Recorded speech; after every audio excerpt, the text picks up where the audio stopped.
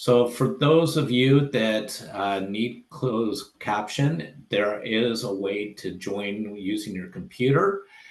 If you scroll down to the bottom where you see a whole bunch of icons, you'll see where there's chats, where there's Q&As, and you'll see probably next to the AI companion, if you see it, you'll see the CCs. What you want to do is you want to click on that show caption, and depending on what language you want the caption to be, I'm going to be speaking in English. You can choose that caption. If you're using a cell phone, when you're using a cell phone or a tablet, once again, you can click on the caption.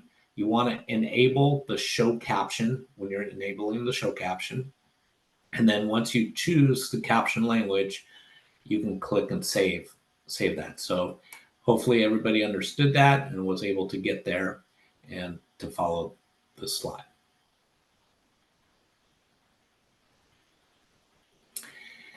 I want to explain who Homeownership SF is. Homeownership SF is a coalition of nonprofit housing counseling agencies committed to helping low and moderate income buyers and renters in San Francisco. Homeownership SF member housing counseling agencies provide HUD-approved financial and housing counseling. There are 5 agencies that are out there that are part of the umbrella, Asian Inc. And my name's Charles, and I work for Balance. There's also Mission Economic Development Agency, and of course the LGBT, celebrating 15 years. And then San Francisco Housing Development Corporate, SFHDC. We are all part of the umbrella, and Homeowner SF is a resource for you to get to us.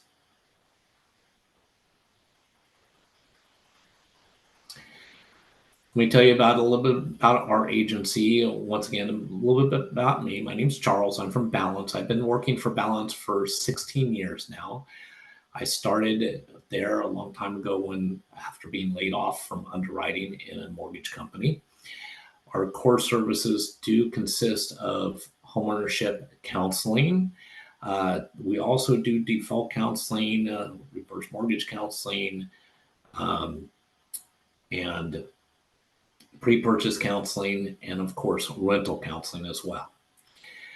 We're not just there as housing, but we're also there to help with credit when we do credit reviews and debt and budget counseling with you as well. We're trying to make sure that it's an overall good resource for you to use us. And we always want people to come back to us and use us even throughout their process of going from renting to home ownership. We do credit report reviews, and we also do student loan counseling as well.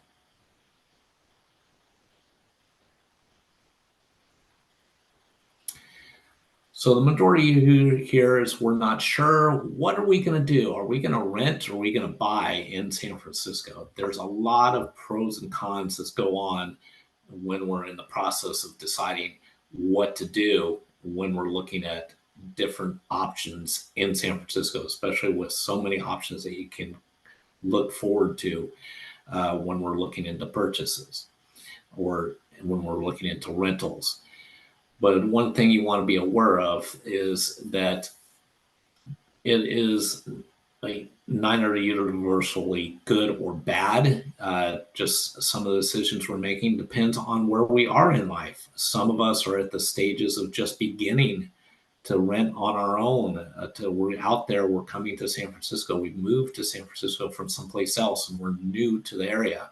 Or we've been living here for a long period of time and we're about to retire and we're looking for something else that meets our needs. So maybe is owning a home still good for us, or are we wanting to rent again?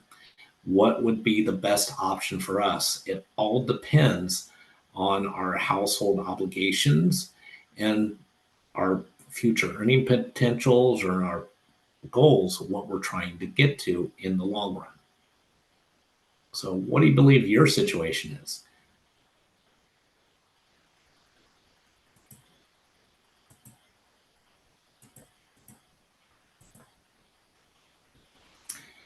So there are a lot of questions that may come up as we're looking to rent uh, or buy in this area.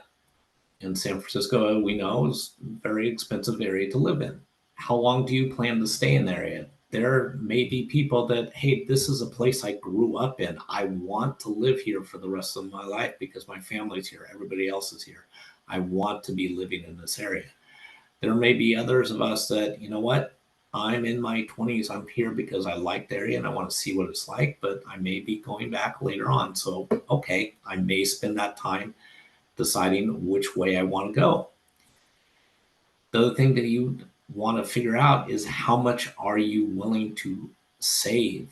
No matter what we're doing when we're looking, you do want to save money because there's going to be requirements for that money to use when we're looking to rent or buy in San Francisco.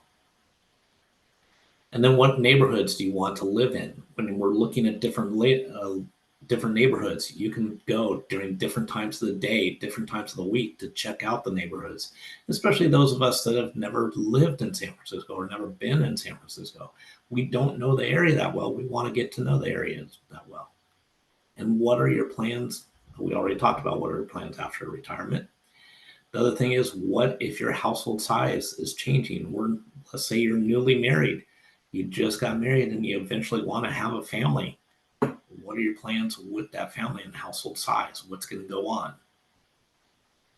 And the other thing that you're going to need is you're going to need to have employment, because a lot of times when you're looking to decide to rent or buy, you have to show you have a stable income. A lot of times the stable income may not be um, enough income for you to look into that purchase, but it may be enough to rent, or it's we're good to go, we're good to purchase, whatever it may be.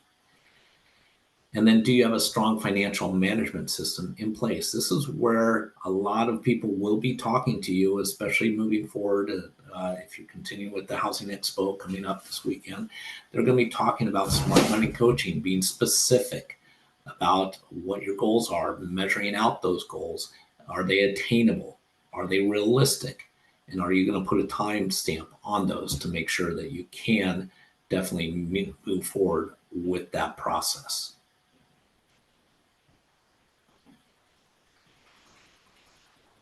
And when you're renting in San Francisco, there are so many different ways that you can rent in San Francisco. But what you got to tell yourself when you're renting, where am I in the rental field? Where am I at this point? Am I in a place where I can rent an apartment on my own, or am I in a place where I need to be living with roommates? There are several different types of apartments that go on. So there can be apartments in large and small buildings, even rooms in single family homes. Some people share housing. Some people, just come into the city, end up having to share rooms in some cases in order to rent. There are co-living. We even have below market rate housing. These are homes that are sold for less than the market rate of San Francisco, or below market rentals as well. And there's also some nonprofits that may be available to you to help you look for rental housing as well. Not all nonprofits offer those, but there are some nonprofits that can help out as well. The one thing that you want to be aware of when we are renting, even rent control apartments can have increases, and they're allowed to increase your rent over time. But for those apartments that are rent controlled, they're applicable to most units that were constructed before June of 1979. However, it may not include single family homes or condos, because they have a specific guideline that they follow. There is an allowable rent increase based off the Consumer Price Index. Now, the Consumer Price Index, it consists of a family of indexes that measure price changes experienced by urban consumers. And usually when the prices do tend to go up, that's usually an indication of higher inflation. When they go down, it's lower. As you see by the slide, from March 1st, 2023 through February 28, 2024, the allowable increase actually went up pretty much because during that went up to about 3.6%. But currently, in this time now, from March 1st, 2024 through February, the allowable increase is only going to be 1.7%. So a little bit lower as we move forward for this year until next February. And then it could change again.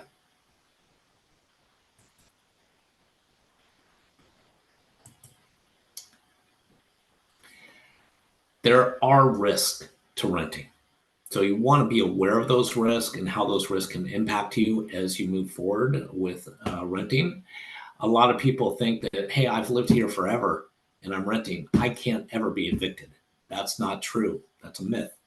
Even after living there for many years and even with rental protections, a lot of times people can be evicted. So make sure you are following the guidelines and the rules and definitely paying your rent as you move forward. The other thing you have to remember is this is not a home, so it's not an investment. Not a home is ownership a home. It is a home is living in a home. And it doesn't gain, no gains, no equity, and you don't have the ability to improve the value of the home. That's up to the landlord. That's the person that's going to be doing that.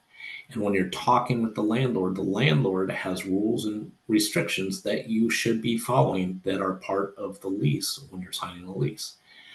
One thing that I always tell people, your landlord can be friendly.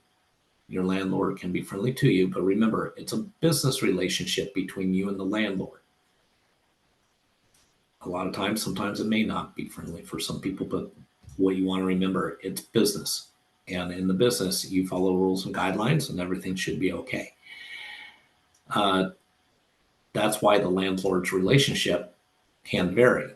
If you have certain concerns like maintenance or management or any other conflictions, you can talk with the landlord. If it's something that has the landlord themselves, you could possibly talk with the tenants' rights, tenants units, San Francisco tenants units. You can go to sftu.org, I believe, and look at those items.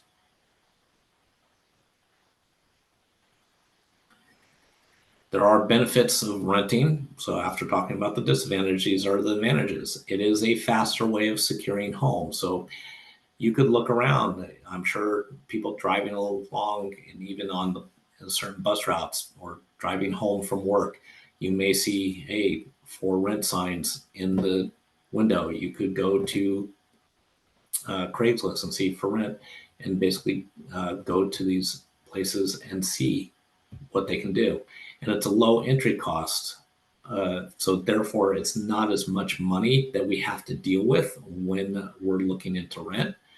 So the monthly cost is a little bit lower in general. And the thing that I really love this is because I'm not a home maintenance person. So I love that the landlord is the one that's responsible for the maintenance and repairs of everything. And then the liability is not as much there for you, and there are insurance costs.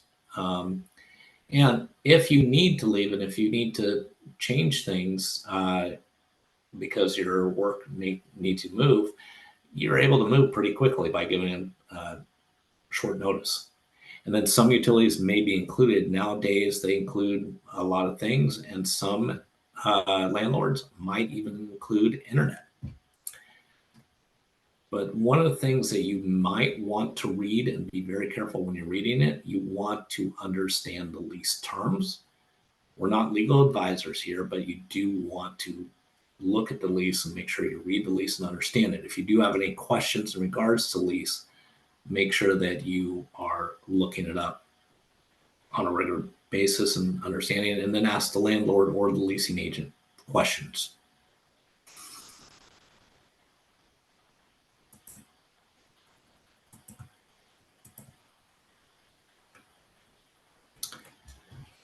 Home ownership risk. So if we are trying to purchase a home, one of the things that you want to be aware of, it's more financial responsibility. That's why a lot of people end up saving a lot more when it comes to purchasing a home.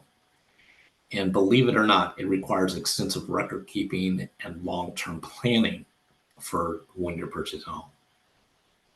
We know that there's a higher upfront costs. So with your down payment that you're going to be making, and generally it's a higher monthly payment depending on the purchase price of the home.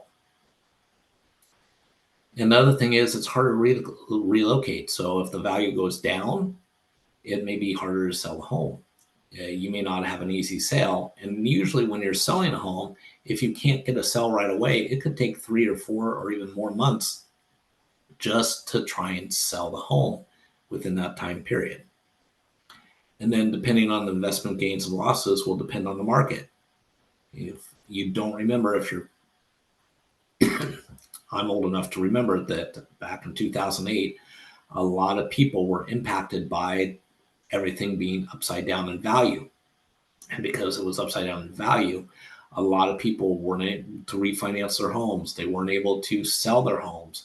Some people that were retiring had to go back to work in order to get everything going. So be aware of those type of risks.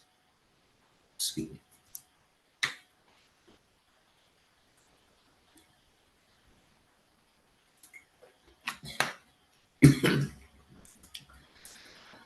Some of you that are becoming homeowners may be in a position where you are going to be looking at homeowners associations. So think about the homeowners association. What does it cover? What do you need to be responsible for? And the other thing that you're going to be doing is you are going to be you want to participate in the homeowner board meetings. So do you have the time and energy to participate in a homeowner association and attend the monthly board meeting at least once a month? Now, it's not going to be every week in most sections. So you want to be able to attend it because you want to have a say in your HOA. If you don't attend the meetings, you're not going to have a say in your HOA. Don't get upset if something happens because you didn't attend and then they increase your HOA. Maintenance on a home can be very expensive over time. And so you want to budget and you want to make sure that you're looking at the budget very carefully. Some of the expenses could include, what could happen to the home when something happens, or are we trying to do some remodeling? Can we really afford it? And then you want to manage your financials because there are going to be costs, and there are going to be costs throughout the ownership of the home. So are you committed to keep records of everything you do and do financial planning? Think of it this way. Once you buy a roof for $30,000 after 5 years, you know that, hey, it cost you $30,000 5 years ago. And then in another 5 or 10 years, you might need to replace the roof again. How much will that cost you as you move forward? So just because once you purchase a home, you are the one that is responsible. You are the landlord of your own home now.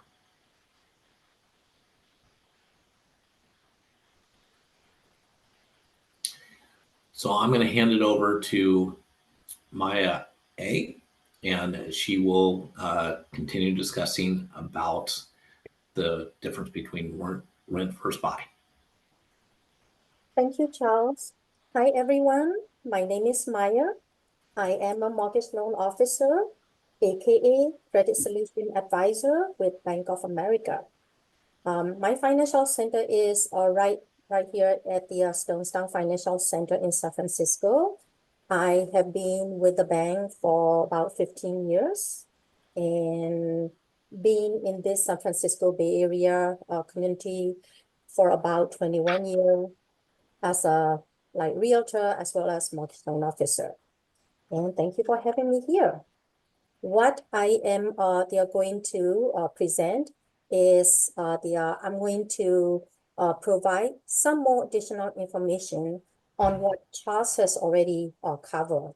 And I will provide a little more the details and certain financial breakdowns. If you have any questions after all the presentations, please note down your questions and we will the answer after the completion of the presentation.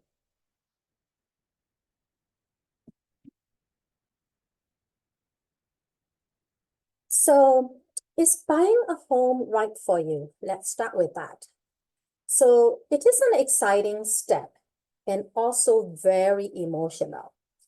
This workshop will review the home loan process also, and also like will help you decide whether you are ready to buy a home or not. So let's first consider the benefits of the home ownership. So the first thing is potential increase in equity as you pay down your mortgage.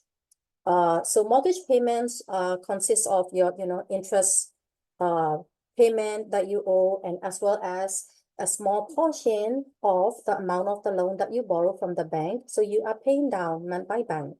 So as you are paying down, that's going to allow you to save the equity on your property. And the next thing is satisfaction and stability of having a place of your own.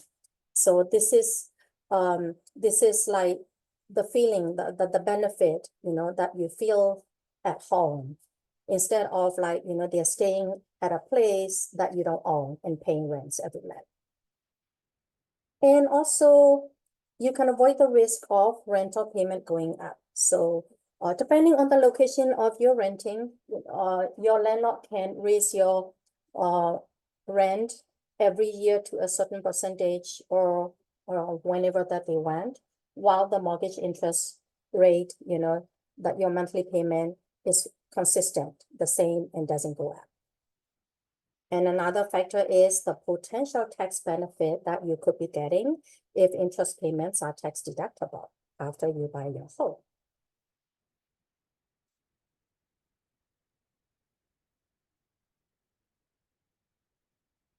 Now let's compare advantages and disadvantages of home ownership.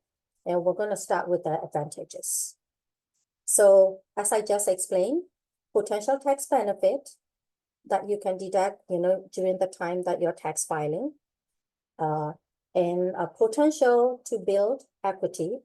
So potential equity, I want to give one example. As I recall, in San Francisco, let's pick Sunset area. Around the time like 2014-ish, a single family home in Sunset area, the value is somewhere around 5 to 600,000. That's when the value started coming back up after the market crash during 2009-10 at time. Right now, after 10 years, typical home value in Sunset area average at about 1.5 million. So a family who has purchased 10 years ago in the same area, now, living in the same house, they have already built about $1 million equity assets value in their home. This is how San Francisco market has they went up. So this is the equity that we're talking about. And the pride of ownership, of course, this a sense of belonging, and the pride of having a home, a property that you call home. And the stability, you're getting stable. Once you buy this property, you started thinking about, they are getting new furniture, they are in a lot of the future plans, and started getting stable at one place. And also the same thing, mortgage payment could total less than rent over time. So, rent increase every year, mortgage payment does not. Let's look at some disadvantages.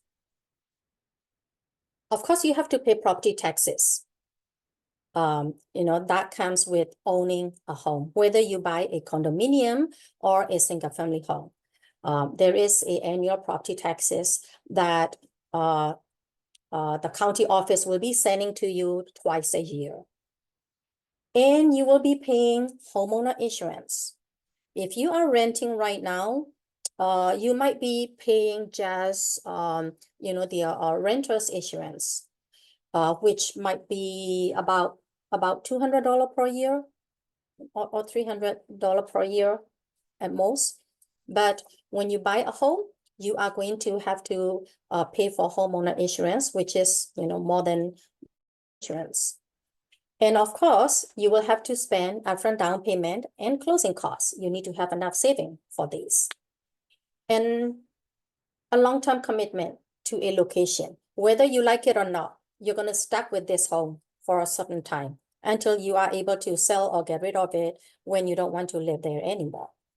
And while you're living there, all of the maintenance and repairs, you have to anticipate there will be maintenance and repairs, not like while you are renting. When you're renting, you just have to pick up the phone and call the landlord. But when you own a home, all these are your responsibilities.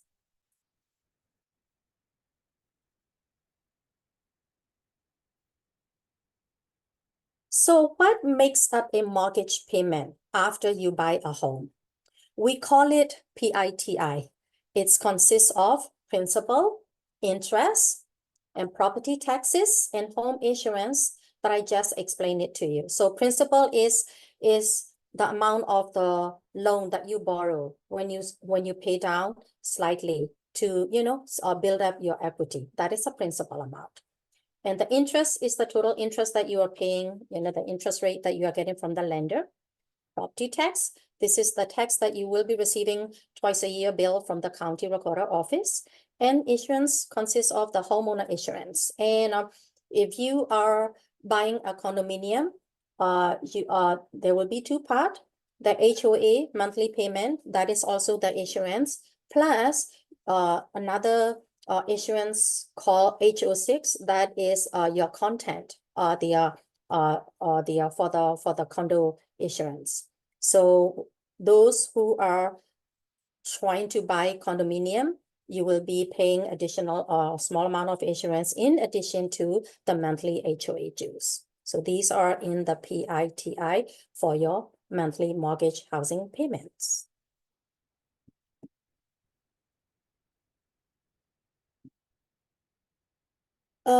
So money for upfront costs. So consists of two parts. One part is the down payment portion, and then another one is at the closing portion. So the down payment portion, that is the requirement amount. Depends on the mortgage loan product, and depend on where you're buying and what you are buying and the property value, the value of the property that you are purchasing. It can range from 3% to 20% of the purchase price, depending on your preference or your affordability. If your down payment is less than 20%, you might require to purchase private mortgage insurance depending on the product or the lender, whichever the loan product that you are pursuing. Typically, the calculation is about 0.15% to up to about 2.5% of the loan amount. And closing costs and other fees, that's the cost that incur towards the end of the loan process. When you close your loan, that's the stage to get your house key, I would say. So this closing cost consists of all of the other third-party closing fees handled by the escrow officer. And this one also included your payment for the loan origination fees, the appraisal, property inspection, that escrow fees, and etc., and the prepaids. Typically, it's from 3 to 7% of the loan amount, but I will say, the range is about 3%. So that you can calculate, if you are planning to buy a house, looking at a property, the value, when you started thinking about how much my closing cost is going to be. So you can always calculate around 3% and then make sure that at least you have that amount extra to be ready for your closing costs.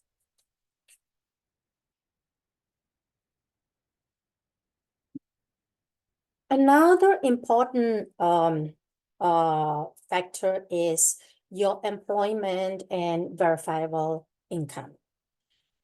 So when you decide to buy a home and when you start going for a pre-approval process, you must be able to prove you have the resources to repay the loan. And that starts with your income and assets.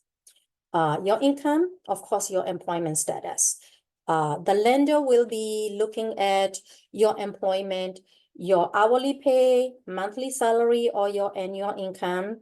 You know, if your employment status, whether you are a full-time employee or a part-time or a seasonal, or if you're retired, and etc.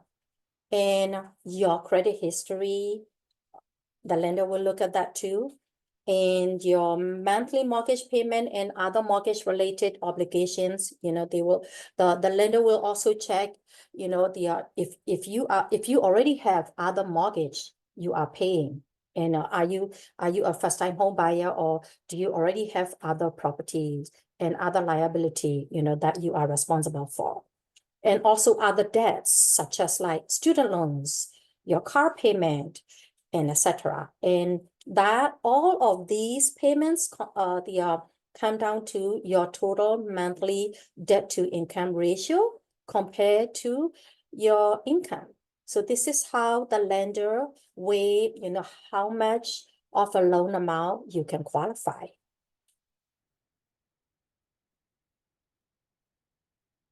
What is credit? Credit is borrowing money with the promise to pay it back in the future. The same way that you use your credit card. We swipe our credit card, we use the money, and in about 25 or 30 days, we receive the statement and we pay the credit card bills. How you handle the credit is reflected on your credit report and your credit score. So what is a good credit? A good credit is a history of paying what you owe on time, you know, where that shows how responsible you are. And using your credit responsibility and having a high credit score. So these are the proof how responsible you are handling your finance. What is good credit? Why is good credit important when you buy a home? So credit is one major factor qualifying you for a mortgage loan. A higher credit score can help give you a lower mortgage interest rate too. And I want to also explain a non-traditional credit. For those who do not have enough credit history, you know, do not have enough credit card use history or any credit history. If you have little or no record of borrowing money or using a credit card, you cannot have a credit score. So for those, the lenders, to evaluate your repayment history, you can provide non-traditional credits such as like your utility bills, cell phone bills, gym membership. Most of the times, lenders will ask you to provide your 12 months history or how many months, as you know, if you are they are buying a home after less than 12 months of you being here, you know, because we have a lot of like employees under the work visa and etc. So generally, we will be asking, most lender will be asking 12 months history. If you can provide those, you know, you will be able to apply a mortgage under a non-traditional credit.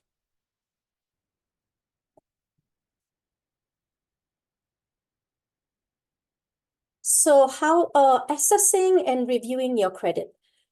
So this is a great information for all of us, whether you buy a home or not. You know, this gives all of us to check our credit. And you can request a free credit report once a year from each of the three major credit: TransUnion, Experian, and Equifax. All these agencies, you know, they are no charges. But if you request like, you know, more than once, there might be additional charge. So you can actually, you know, they are log into annualcreditreport.com and then, provide your information and request from one of the credit union like TransUnion or Experience or Equifax. So it's very quick, and you will have a full detailed report for free for you. And in that report, you can actually also find out if there is anyone or any credit card agency or anyone has like pulled your credit without your authorization. Then you can reach out to those credit bureau and investigate more. So I actually, recommend, this is a very good habit to check your credit once a year. And this is for free. And this is for all of the consumer, every one of us.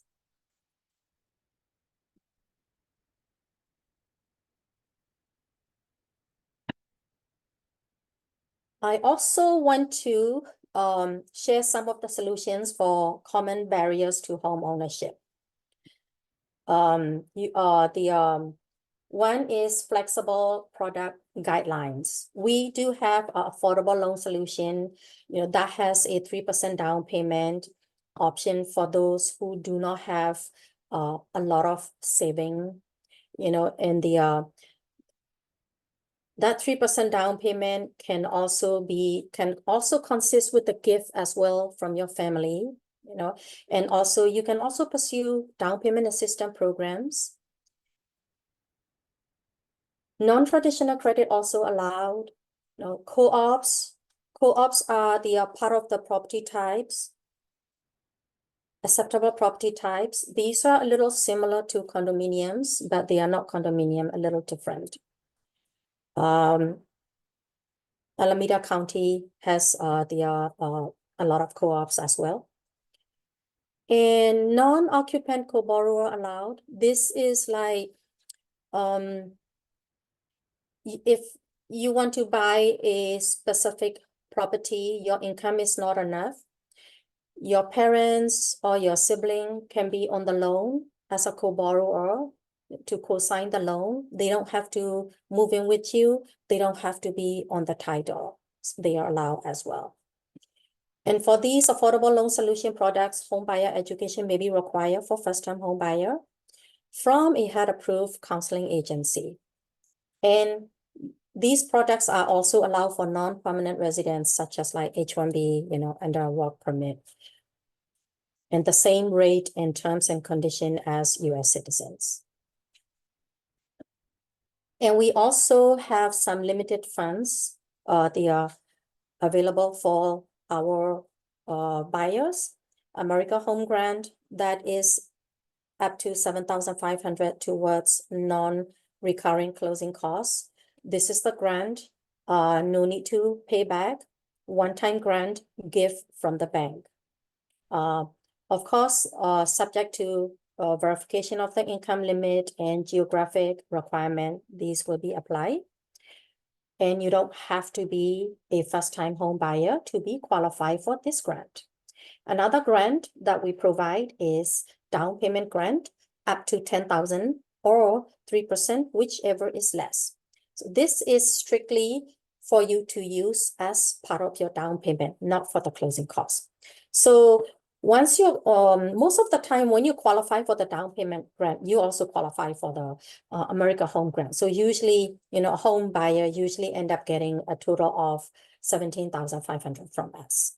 The difference is for the down payment grant 10,000, we issue 1099 miscellaneous at the end of the year. And we also do have access for all of our clients' affordable housing programs. We have numerous programs offered by states and local agency, nonprofits, and employers. You can access, in the Bank of America approved programs and the Down Payment Center at our website as well. And we also provide Connect to Own education. We have partnership with hundreds of certified home ownership counseling agencies too.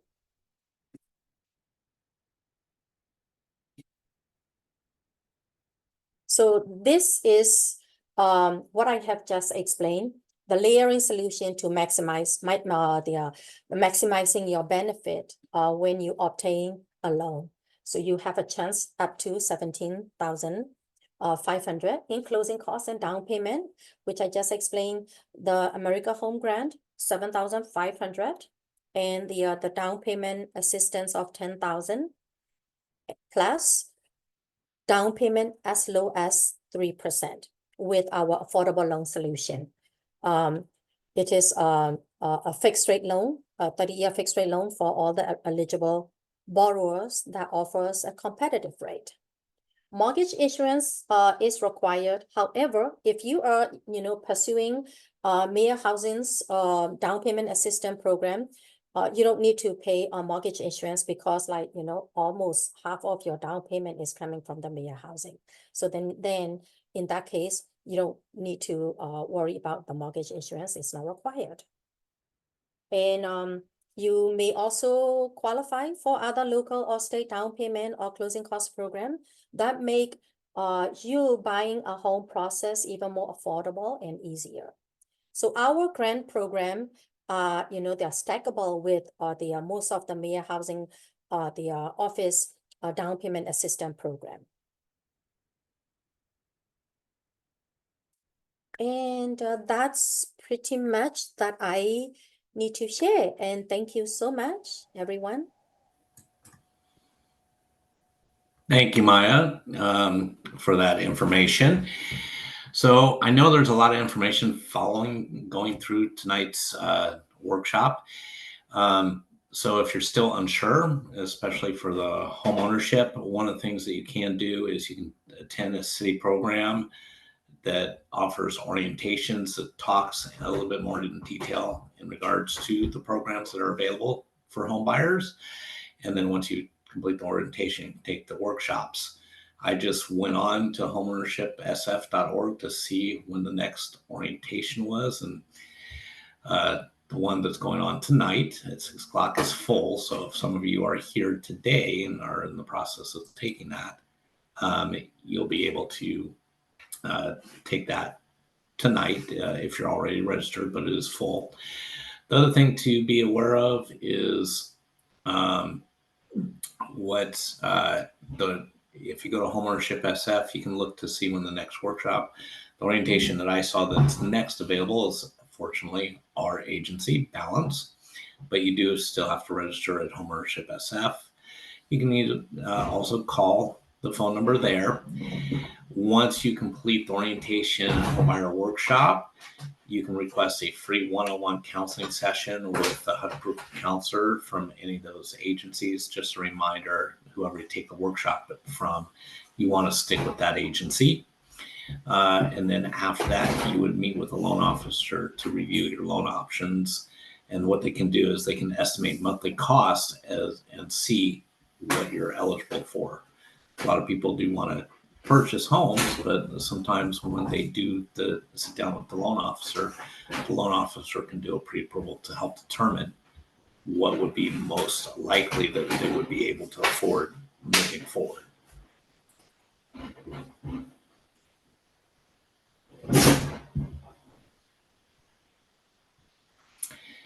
So we are doing these online housing workshops this week to gear up for our Housing Expo that will be on Saturday, resource fair. And I believe the address is at 1520 Oakdale Avenue. I think it's 10 a.m. to 2. Double check me if that's the correct time frame. And there's going to be agencies there from all over, as well as lenders and rental housing and leasing agents, as far as I'm aware of. So you may want to go out there. I will be there, but I'll be working for other people as well, doing some other things as well. Yeah, 1520 Oakdale Avenue, Bayview. And right now, what we're going to do is Maya and I will open it up to questions. If you have any questions for us, we're here. This is going to be going. We have until 6 o'clock, another 14 minutes. So we will answer questions. If anybody answers questions, you can put them in the chat further than that, I don't know, do we, or if you just want to ask the question directly, can they be taken off mic? I don't know. Off mute, sorry, not off mic, off mute. Hi, this is Raquel Sortaguda from Homeownership SF. There are a few questions already that are flooding the chat. If you would like to actually go through them, and if ever we do have further questions, we could definitely go off mute Okay, if typing is not, convenient. But let's start off with what's on the chat. okay. All right, thank you. And I think, Maya, are the grants mentioned, I'm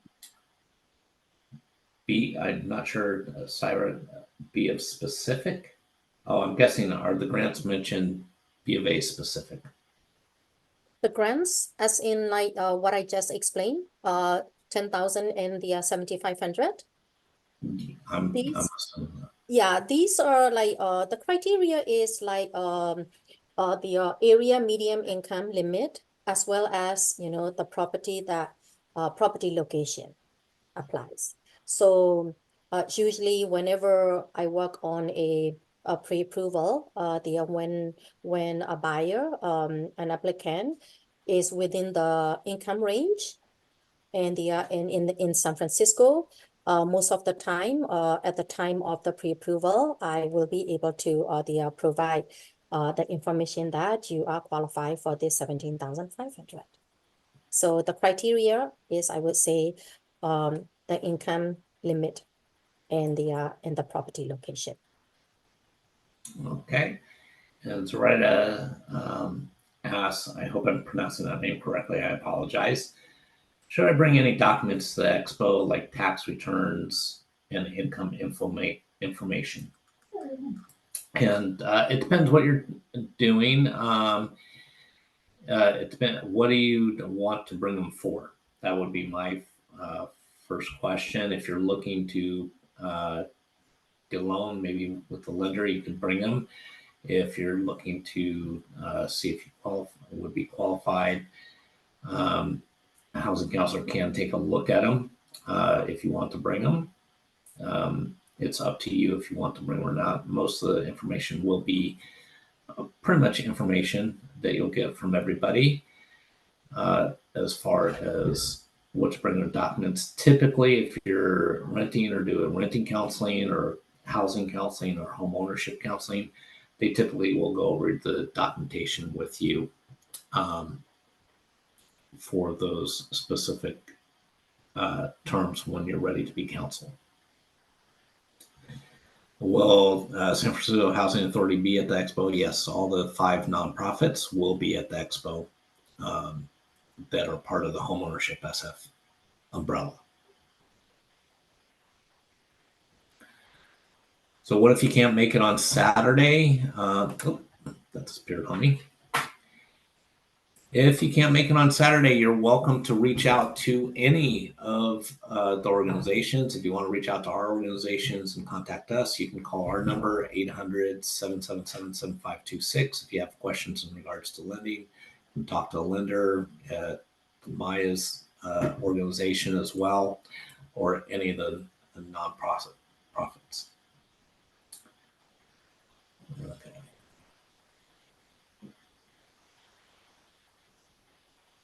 Okay. I am sure that some of the senior housing programs may be there, turning 65, trying to apply for senior housing. Yeah, I'm pretty sure some of the rental units for senior housing will be there because they've all been invited. How does San Francisco have rent control on all apartment buildings, including affordable housing for MOHCD? So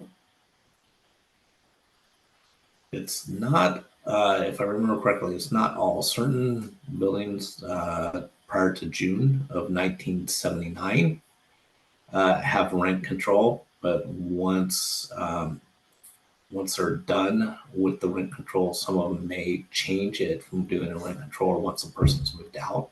passed away, they may have changed it to non-rent control, but that would be up to the landlord and what the guidelines is. So we are not legal advisors, so I don't know what that would be.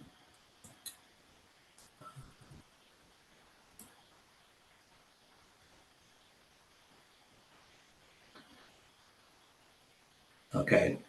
So yeah, I'm on the wait list for a housing voucher and trying to prepare for selections. And how do I get city and county subsidies to aid the HUD voucher?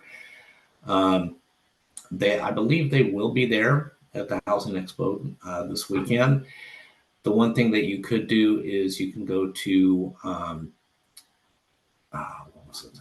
Let me just find that on mine here real quickly. Hold on just one moment.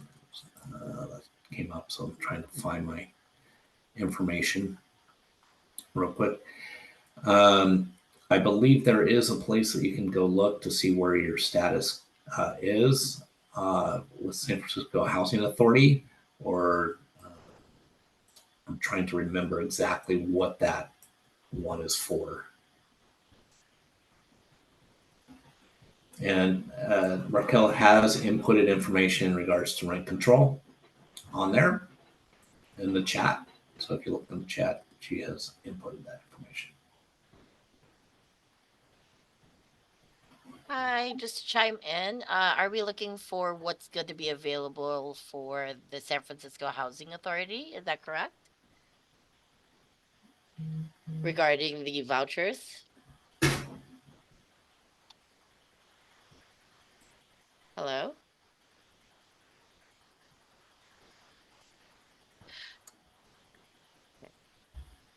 Can Okay. anybody hear me? Yeah, we can hear you. We can hear Okay, you. so I just want to make sure, just to clarify, because I did see the information regarding San Francisco Housing Authority, regarding the vouchers. So, maybe this one I may wanna ask, the person asking, Jim, is that correct? Did I get that correctly, Jim? Jim C, is that correct?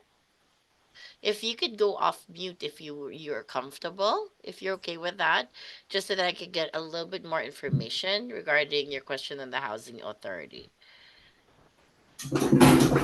I mean on the on the voucher situation. Are you okay with that? He said yes.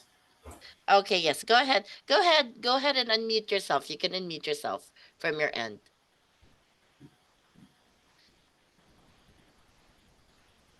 Can you unmute yourself, Jim?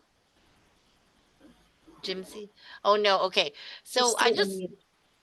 there we go. Yeah. So if you're unable to unmute yourself, so the way I'm understanding this is that you're currently on wait list, and I feel your pain there. A lot of these housing vouchers, there's a lot of people who are on the wait list, but unfortunately, of course, there's a lot of people on wait list, and the turnover isn't as quick, right? So with regards to the voucher, then my biggest question is this: is that are you looking to find a city voucher while you're waiting for the HUD or Section 8 voucher?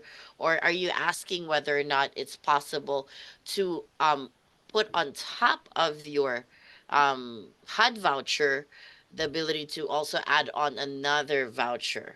Is that what you're asking?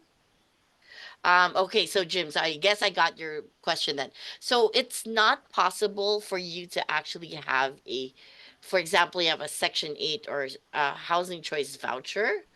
As far as I know, you can't, most of the Section 8 vouchers, normally it's hard to layer it with other vouchers unless, for example, it's for moving cost or things like that. So ideally, what other people would do is that because of the fact that they are waitlisted, some other people, what they would do is that they would get either other programs so that whichever comes before the other program, then that's what they use. Did that clarify your question there, Jim? See?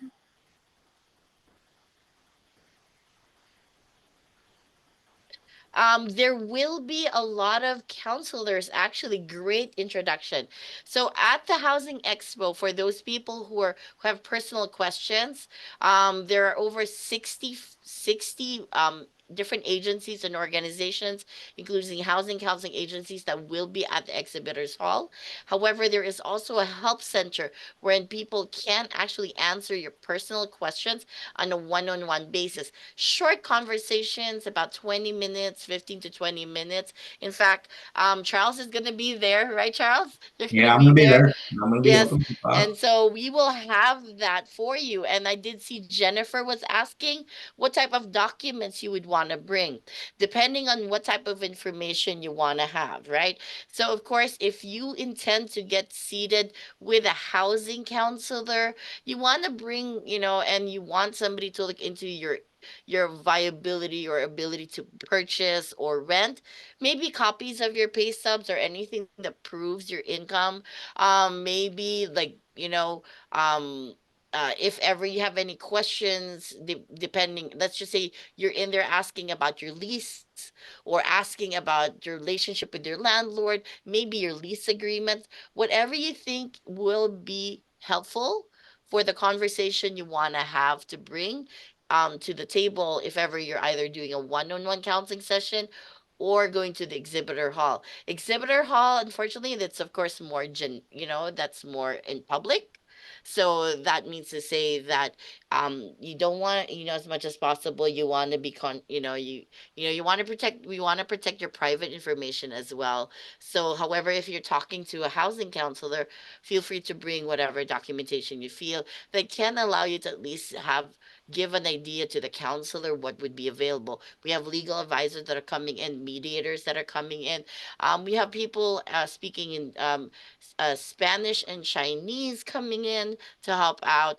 We even have homelessness services for those who may be going through that situation or that challenge. We have that also. And okay, yeah. Oh, I hear you. Well, Jim, see if you come to our expo. I'll be there. I'll be at the Help Center. We could help you connect. We could help connect you to counselors.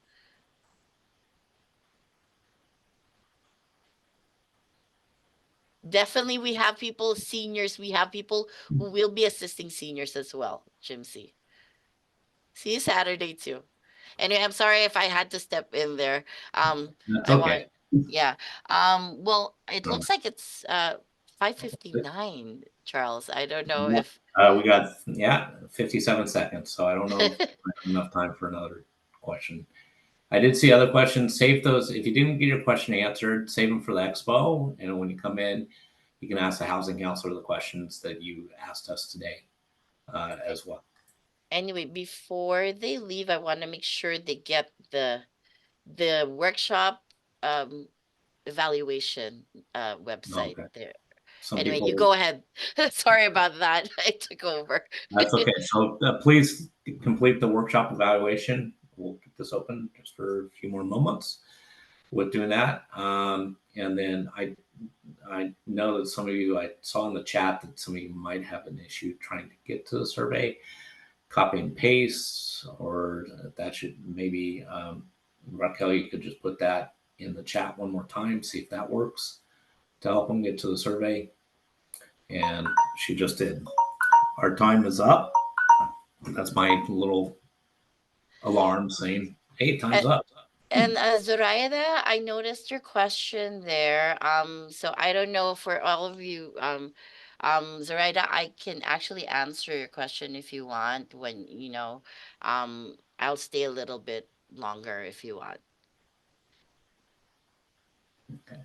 Thank you, everybody. Thank you, Thank Maya. you all. Yeah, and I will also be at the event on Saturday too. So if there is any specific question. Okay, thank you. And good night, everybody. Have a nice night. Have a You nice too. day. Thank you for your time. Thank you. Thank you, everybody. Bye. Okay. So anyways, Zoraida, are you able to put yourself unmute yourself? Can you unmute yourself? Yeah, hold on. Perfect. Can you hear me? Yes, yes, I can hear you. I think at the housing conference on Saturday, I'll come prepared, with Good. with what I need. But I have a quick Mhm. question because I missed most of this particular meeting. For Is sure. I'm trying to clean up my credit. On the good side is I don't know a nickel to anybody. I paid off my student loans. I got Mm-hmm. rid of my credit cards. I live very much within my means, but unfortunately, not having a credit card, I can't, you know, um, show that I'm a good credit risk. Now, Mm-hmm. I want to find out what my credit score is, but I heard that once you request it, it triggers something where you get investigated or something. Mm. I just want it for my own education because I'm working towards building up my credit, but I don't want to trigger and I don't know what the correct word is. It's like once you put in a request, it's like they're all on alert. Mm-hmm. And Uh, I uh, hear you. Oh, go ahead. Sorry about that. yeah. Charles actually is a great resource for this one. We actually worked in the same agency before. I was also a counselor. I don't know, Charles, if you want to answer Zoraida's question, would you like to do that?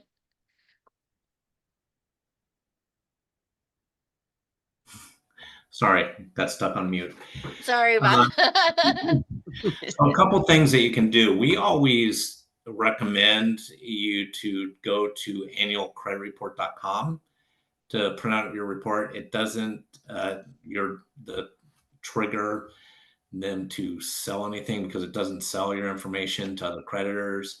There are places to go that are good, and like a lot of people like Credit Karma, but you get the information for free. But it does, like you said, it doesn't trigger your credit, but it does put you into a list of, okay, what credit cards can we send her to apply for? Yeah. Okay, so I, that's I cut up my visa 7 years ago, mhm, and I buy everything with my ATM card, okay. and I live in a rent control apartment. I don't have a car. I Mhm. don't have any kids. Yeah, I okay. I So, try to hold on to every penny I so earn. a couple things that Aya did. It did state that Maya stated that there's non-traditional ways of looking at credit. Mhm. Um, Typically, you paying your rent on time. Um, if you paying your utilities on time is another way of looking at non-traditional ways of credit. Oh, Uh, good. some people use those. I know, some people are afraid of credit because of what you stated, but the other thing is you may get qualified for certain things for credit using the non-traditional ways, but yeah, you could still be limited to what you could do. So the way that I look at to reestablish credit is you could look into a credit building program where small loan you take out and you pay back that loan in monthly installments. And a Mm, lot of financial institutions have those now. So you can mm. talk to even, I don't know even who your financial institution is, you could talk to them about a credit building loan. And Um, yeah, I have Wells Fargo, okay, and I know you. I also have access to financial counseling through Mhm. my employer because they use Fidelity. Okay, so the And EAP program, yeah. yeah, so they kind of offer the employees you can call Fidelity and have a one-to-one with someone. So I haven't yet taken advantage of that. I Oh, just became a yeah. full-time employee, so now I have all these great benefits through them. Yeah. So when you stop by on Saturday, if you want to stop by on Saturday, you can stop by on Mhm. Saturday. I'll be there. But at our table, you can talk to other housing counselors. And I believe, I'm not sure, I haven't talked to them yet. Maybe our smart money coaching team will be there. Raquel, do you know if they're going to be there or not? I don't know. So to be honest with you. Yes, the Yeah, smart money coaching team will be there. So actually, Um, yeah, so that's what I was about to say. and It then will. and then there's the big what I call the little unicorn chasing exercise about I have a friend who finally got picked for one of those buildings where the rent is only 30% of your income. Mm-hmm. yeah. You and can find those on the Dahlia. I feel like right now I work um a 32-hour week and I'm making decent money, but then I'm gonna retire in about a year. I'm 64 now. Mhm. So Oh wow, I hear it. yeah. So I'm coming from having a decent salary. I'm finally out of debt and everything, but I'm only gonna have Social Security and a small pension. It's like 800 something a month. And so if I apply for stuff now on my current income, it looks high. But a year from now, which is going to be the rest of my life, my income is going to be much lower. And I think Mhm. down the line, I'm more eligible. So how do I kind of set the path? Some of those programs, it is income, but you don't realize it's asset based. So, a couple things. I think it was you that said, if I go back to that, was it you that paper rich, poor, or something like that? I was reading Yeah, somebody's. too rich to be poor and too poor to be rich. Yeah. So what they can do is, besides the income, they can look at your assets to determine do you qualify, because sometimes there is an asset limit. Now, as a senior, the asset limit is a little bit higher than normal Mm. for other people, and that's where you can look into the programs as well. You can come talk with our agency as well on Saturday. And then the other thing that you're in a place, you're working.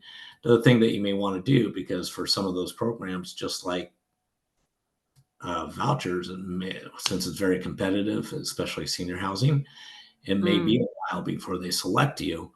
So you could still apply and apply with what you have, and then see where you're at when the time comes, if and when they select you. Yeah, And they're going to double check by looking at your documents to verify that information as you move right. forward. Or if you wanted to wait until like 2 months prior to your retirement, Mm-hmm. you can do that as well. Yeah. I planned poorly. I never thought I'd be 65. So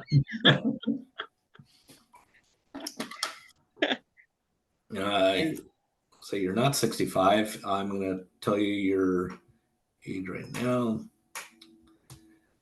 well, thank you. I don't want You to are keep you 32 and a guys. half again. I don't want to keep you guys. Thank you. This has Thank been you. very educational. Thank you Okay. very much. Well, Yeah, Thank thank and you you. so much. I'm gonna log into the 7 to 8 meeting